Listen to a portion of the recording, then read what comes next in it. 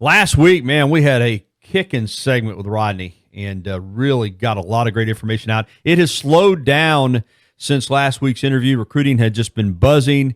It's slowed down a little bit, but there's still some information out there that we want to hit on. And, of course, I also want to get Rodney's thoughts on the article in AL.com by Josh Bean, how Alabama's coaching turnover impacted recruiting. I'll get his reaction to that. But let's start out by welcoming Rodney into the program. How you doing? I'm doing well, Gary. How are you? Doing great. A July 4th tradition at TiderInsider.com is the Firecracker 5, where you release 5 hot prospects from around the country that aren't committed to Alabama. They might even be committed elsewhere, but you think there's an excellent chance that they wind up playing for the Crimson Tide. Not by any means a guarantee, but guys that you feel like Alabama will be in it with until the end. Is that fair to say? Yeah, I think so. At least till those guys make their final decisions, which would, if you want to call that a commitment or when they sign, whatever. But because you know how that works these days. But I look back last year. Someone asked, and it was 4 or 5 that ended up at Alabama. Now this year, I don't know if it'll be, I hit 4 or 5. They're so difficult to predict. Sure. I mean. I have felt very strongly, for example, about Zachary Evans, the running back out of Texas, out of Houston, for at least the last couple of months. And, of course, with his teammate, Damian George, the offensive tackle, committed to Alabama, and those guys being very close friends, I felt like that, among other things. Now, that's not what I was basing my decision on, but I felt very strongly. But, Gary, listen. Over the last day or two, I've heard that, again, we know that Texas A&M and Texas have continued to recruit him extremely hard. And, maybe things change there. That's just an example of the way these things go. That's what I'm saying is you have to really be careful on these big-time prospects, and Alabama's in on a lot of them, because it is a war out there. Oh, absolutely. I'm glad you said that. And for folks to keep it in perspective, it should not be surprising that A&M and Texas are both now on his list. Let's flip it, Rodney, and let's say Zachary Evans were here in the state of Alabama. Let's say he was in Birmingham or Montgomery or Mobile, and he was the top-rated running back in the country. No guarantee that Alabama would sign him, but you better bet somewhere along the line Alabama's going to be on his list. It would be almost impossible for a player of that caliber to have any peace if he didn't put Alabama. I'm just being honest with you. I'm not shocked that A&M and Texas are on his list at all. Are you? Yeah, again, for those who don't keep up with it that closely, what Gary's referring to is that he had not put them in his final 4 or 5 schools initially here in the last, I guess it was late May when he released his top 4 or 5. And now he's dropped a couple, Ohio State and Oklahoma, and he's inserted Texas and Texas A&M. So, again, we'll see what happens. I will say this. Obviously Alabama has a commitment from Roydell Williams. I think he's vastly underrated, even though he's a 4-star running back. He's out of Hueytown. He's a tremendous prospect, one of the better running backs to come out of the state in a while. I do think they would like to have another one. We mentioned Evans. Jason McClellan out of Aledo, Texas, is another 5-star running back that's been here recently. We had a story on him right after he left Tuscaloosa. He is a great back as well. Now, keep this in mind, too. He was a former high school teammate of Jeffrey Carter, who is a true freshman cornerback right now at Alabama. So, that's certainly a connection that Alabama has with him. Kendall Milton, the 5-star out of Clovis, California, visited here a couple of weeks ago on an official. A lot of people think he's going to end up at Georgia. But, again, you never know how things can change, Gary. So we'll see what happens. I do think, though, Alabama will get another outstanding back to go with Roydell. Oh, I do too. I don't think there's any doubt about that. All right, continuing with your Firecracker 5 from 4th of July. Quarterback Bryce Young. We went in depth on Young last week. Still committed to USC, but there's no denying that Alabama is in there. Of course, he's from Powerhouse Modern Day High School in Santa Ana, California. Might be the quarterback in this class for Alabama, or the Tide might not sign one. You're not predicting a flip, but you still feel confident that Alabama's in this thing and maybe in it to signing day. Yeah, I feel really confident. Again, so many things could change, but I do think right now that Alabama's in a really good position. Even though he's committed to USC, I feel strongly about Alabama's chances here. You know, again, it would not surprise me if ultimately he did flip to Alabama. We'll see what happens. I do know this, that, he is a really good kid. He's going to make a well-thought-out decision, but also I do think he has good parents will be factors in helping him make that decision. And I do think that they're extremely impressed with Alabama. When I say that, I mean, I think they see that Alabama is a program that could help him achieve everything that kind of, if you want to put it in a nutshell, are his dreams. I think they see that in Alabama. Tight end Darnell Washington.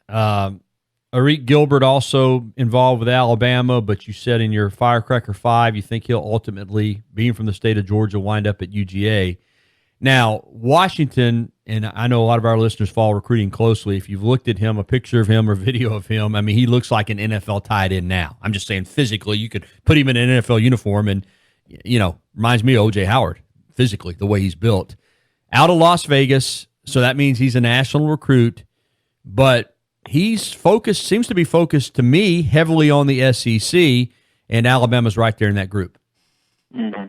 Yeah, Darnell Washington, you've got Alabama, Tennessee's in there, Georgia is in the mix as well, Miami, Clemson's, Clemson mainly with Arik Gilbert, but, and again, he's another guy that Alabama's in the mix with. And I say Arik Gilbert ends up at Georgia mainly because he is from the state. Right. And Kirby's done a great job over there. It's difficult to get a kid out of there. Now, he is a really good kid, and he's a guy that I think is going to make a decision that's going to be, like I said about Bryce Young, he's going to be well thought out. So I think that would give other schools an opportunity there versus Georgia. But go back to Darnell Washington. Yeah, he's a great athlete. To me, he looks almost as good as a defensive end as he does a tight end. That's really how good this guy is.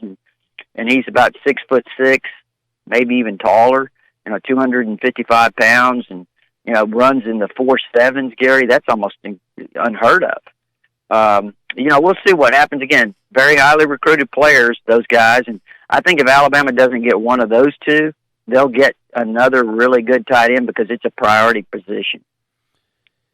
Alabama, as we know under Nick Saban, recruits nationally. They don't let geography determine their recruiting strategy at all. If they like a guy, they go after him, and they've had a ton of success, especially in the last few years in California. Jordan Banks out of Harbor City, California, is an ideal looking 6'1", 230-pound inside linebacker. He's got a Final Four of Alabama, Ohio State, Oklahoma, and Washington. Says he's going to announce in November. Spots could be tight. What's your feeling on Banks? Mm-hmm. Yeah, first of all, Alabama's got an incredible group of linebackers already committed. They could use a guy on the inside. Obviously, that's been an area where they needed some depth. But I do think the guys they have committed, they have a few that can play inside. Demoy Kennedy being one of those. But you watch his tape, and I'm talking about Jordan Banks out of California. He plays on the outside in high school. This year, he's going to play inside linebacker. But I mean, he looks like a guy, Gary, that when I watch him on tape, I don't know that much about him in terms of, as a kid, how he thinks, whatever it might be. But when you just look at him, you think inside linebacker. I mean, he looks like the kind of guy that can set your defense, get everybody lined up, and all those types of things. Just watching him play just gives me that feel, that sense that he's a guy that is suited for the inside. So, we'll see what happens. Again, he wants to announce in November. Maybe he makes the decision sooner. Things change, but he is a really good-looking player. All right. That's your Firecracker 5. I'll tell you what, go with what they've already got. You put those 5 in the group, and Alabama fans might just call it a day. But you gave a bonus pick on the Firecracker 5, and that's Jacqueline Roy, the big defensive lineman out of University Lab there on the LSU campus in Baton Rouge.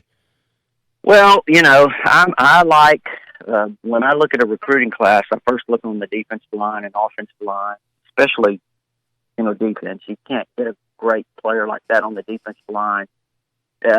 Just they're not everywhere, and to me he's a top-notch defensive line prospect. And obviously he's from Baton Rouge. Alabama's had some success down there. Listen, I know Ed Orgeron and them are doing everything they can to seal that area off and keep Alabama out of there, and they might do it. I made it clear that this was a gamble pick. I mean, it was really a gamble pick, and I think long run he may commit to LSU. Supposedly he's going to announce on the 26th of this month. Possibly he could commit to LSU then, but I still think this is a long process, and sometimes if things go along, these kids will change their minds. I think this is going to be an interesting season for LSU. I really do. If they can't really get over that 3-loss hump, 4-loss, I think guys are going to see this is a place that this is what it is. If you want to win championships, probably going to have to go somewhere else. All right, Rod, I want to ask you about and I don't know if you've read it yet, but Josh Bean's got an article in AL.com from yesterday, how Alabama's coaching turnover impacted recruiting. That's a statement. And goes on to cite the wide receiver, Julian Fleming, who talks about the coaching staff being inconsistent, even though he's committed to Ohio State, which has a brand new head coach, Ryan Day, who's totally green as far as head coaching at that level. And then they also talked to Carson Beck, saying all the coaching turnover impacted him. Listen, the reason I ask you about this is I just don't see. You read the headline and you're thinking, well, recruiting's really been impacted. You've got the second-ranked class. You're battling Clemson for number 1 overall. And I understand you got to come up with things to write, but really? Alabama's recruiting has been impacted by assistant coaches changing when you got the GOAT as your head coach? I mean, just your take on that article. Nothing personal. But I'm still waiting for Josh to write something positive about Alabama, to be honest with you. And again, nothing personal. I just really haven't seen him put out anything positive. And I think he did an article about Clemson dominating Alabama in recruiting this year and the impact of the championship game. Look, Alabama right now is recruiting extremely well. You're not going to get all these guys. Listen, it could impact when you have some coaching change. It could impact a guy or two. I still think if he wanted to come here, he knows that Nick Saban's here. He knows what, in spite of the coaching changes that they've had, that they've still put guys in the NFL. Every year you had Ridley, who was coached by one guy. You had Jerry Jeudy come in the next year, who was coached by another guy, and he wins the Biletnikoff. You see what I'm saying? I mean, it really hasn't impacted what they're doing here that much. Now, again, I understand that some of the things, but I think if you dig a little bit deeper, you'd find out that, number one, Ohio State did a really good job with Fleming, and he probably wanted to stay closer to home. And on Carson Beck, again, I do think the change with Dan Enos leaving hurt Alabama, but that didn't guarantee, if he stayed, that Carson Beck would remain a commitment. He's an admitted, long-time, lifelong Georgia fan. That was his dream school. And when they finally offered, and he was kind of in limbo with Enos not being here, then that opened the door for them. So a lot of things impact the recruiting process, not necessarily just the coaching changes. All right, Ronnie, I asked out more of this earlier. I'm going to ask you before we wrap it up. Do you think Alabama takes Tua to media days next week? I mean, I think they do. We should know this week, right? We should know this week. Yeah, I think they'll announce it this week, the lineup. Yeah, I would think so. I mean, I would probably be surprised if they didn't. Alabama's had a history of throwing curveballs, though, when it comes to that. When it comes to media days, But I'm with you. I think they will. I think they have to. I mean, he's a Heisman candidate. I think you want to get him out front early. This is a great opportunity for him to be in front of the media, and I think that I think they'll take him. But, in the past, think about it, they just haven't taken many quarterbacks over the years. But didn't one time, if I'm not mistaken, I think I was there at media days when Nick Saban walked in with his dog, right? Yeah, now I remember that for sure. When he was at LSU, he carried the dog with yes, him. not here, certainly not here, but at LSU. Yeah, had the dog with him, and but I'm anxious to see Tua next week, because I think they'll take two defensive players in Tua. I don't think there's another. I mean, I'd love to see Jerry Jeudy go, but I just don't see that happening. I think they're going to take Tua, and then I think they'll take Raekwon, and I think they'll take either McKinney or Dylan Moses. So we'll see. Like you said, an announcement should come out this week. All right, Tighter Insider, things like the Firecracker 5. You've got an update on some of Alabama's freshman things you're hearing, all that information, plus all the forums available at TighterInsider.com. Yep, it's only $48 a year. You can get instant access with your credit card, or if you prefer, there's an address there to send a check. And you know what, Gary? It's really going to be heating up. Like you mentioned, the start of SEC media days, Alabama fans have been kind of laying back a lot, I think since the end of recruiting. But I think we're going to see a lot of excitement start to build as we move towards the start of practice. Believe it or not, Gary, what is it, less than a month away? Yeah, it's on top of us, buddy. It's on top of us, man. I mean, it's here, and it's always happening at TighterInsider.com. And don't forget, folks, Tighter Insider TV every Tuesday night at 6:30. Running amazed sometimes at the people that recognize, and I'm doing the sports, 3 times a night on WVUA 23. But the people that recognize me from Tighter Insider TV, and that's how they recognize me. They don't recognize me as the WVUA 23 sportscaster. Now, some do, but I'm just saying there are some that strictly are a fan of that show and tune in on Tuesday nights at 6:30. It's really been good. Some confuse us, some call me Gary, so I've been called worse. Yeah, I hope so. I hope that's not the worst thing you've ever been called, but I hear it all the time. Where's your partner? So I just know automatically now they're talking about you. So we'll be back tomorrow night, 6:30 on Tighter Insider TV. Thanks a lot, Rod. Look forward to it.